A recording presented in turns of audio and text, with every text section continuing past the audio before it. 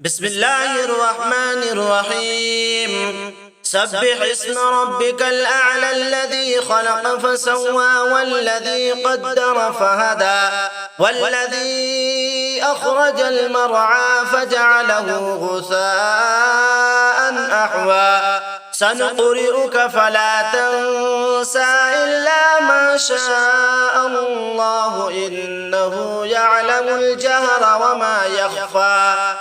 ونيسرك لليسرى فذكر إن نفعت الذكرى سيذكر من يخشى ويتجنبها الأشقى الذي يصلى النار الكبرى ثم لا يموت فيها ولا يحيا قد أفلح من تزكى وذكر اسم ربه فصلى بل تؤثرون الحياة الدنيا والآخرة خير